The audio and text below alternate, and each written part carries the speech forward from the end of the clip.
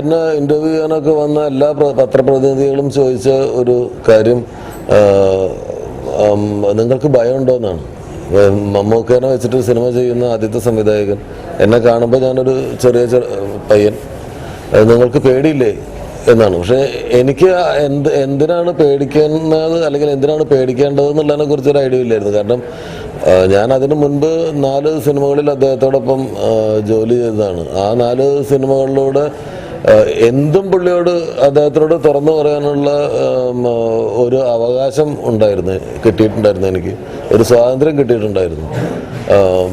എനിക്ക് മനസ്സിൽ തോന്നുന്ന കാര്യങ്ങൾ അടുത്ത സെക്കൻഡിൽ അറിയാതെ എൻ്റെ നാവിൻ തുമ്പിൽ വരും. അതൊരു കുഴപ്പമാണോ നല്ലതാണോ എന്ന് എനിക്കറിയില്ല. അപ്പോൾ അത് നമുക്ക് പലപ്പോഴും എൻജോയ് ചെയ്തിട്ടുണ്ട്. ചില കാര്യങ്ങൾ ചോദിക്കുന്നതിന് ഇമ്മീഡിയറ്റ് ആയിട്ടുള്ള എൻ്റെ ആൻസറിൽ അദ്ദേഹം പൊട്ടിച്ചിരിക്കുന്നത് ഞാൻ കണ്ടിട്ടുണ്ട്. അപ്പോൾ എനിക്കൊരു ജ്യേഷ്ഠ സഹോദരൻ അല്ലെങ്കിൽ ഒരു മുതിർന്ന സുഹൃത്ത് എന്നുള്ള ലെവലിൽ അദ്ദേഹവുമായിട്ട് അടുപ്പം ഉണ്ടായതിന് ശേഷമാണ് ഞാൻ മറവത്തൂർ കനവ് എന്ന് പറയുന്ന സിനിമ ചെയ്യുന്നത്. അപ്പോൾ അതിൻ്റെ സെറ്റിൽ അദ്ദേഹം വരുമ്പോൾ ചില കാര്യങ്ങൾക്ക് അദ്ദേഹം നിർബന്ധം പിടിച്ചിട്ടുണ്ട്. അപ്പോൾ അതിൽ എനിക്ക് വിയോജിപ്പുള്ള കാര്യങ്ങൾ ഉണ്ടെങ്കിൽ ഞാൻ അദ്ദേഹത്തോട് സ്ട്രെയിറ്റാണ് കാര്യങ്ങൾ. ഞാൻ അദ്ദേഹത്തോട് പറയും, നമുക്ക് ഇന്ന കാരണങ്ങൾ കൊണ്ട് അത് ഇതിൽ ചെയ്യാൻ പറ്റില്ല, അല്ലെങ്കിൽ ഇന്ന കാര്യങ്ങളുണ്ട്, അതുകൊണ്ട് ഞാനത് ചെയ്താൽ ഇന്ന പ്രശ്നങ്ങളുണ്ടാവും.